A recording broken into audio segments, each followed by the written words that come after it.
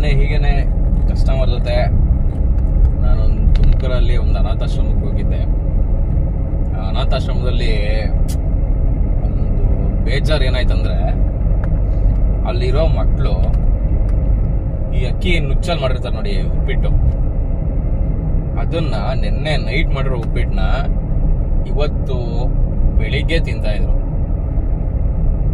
ಅದು ನನಗೆ ಹೆಂಗ್ ಗೊತ್ತಾಯ್ತು ಅಂದ್ರೆ, ಅಲ್ಲಿ ವಾರ್ಡನ್ ಹೇಳಿರ್ತಾರೆ, ಅವರು ಏನೋ ಮಾತಾಡ್ತಿರ್ಬೇಕಾದ್ರೆ ನನಗೆ ಕೇಳಿಸ್ತು.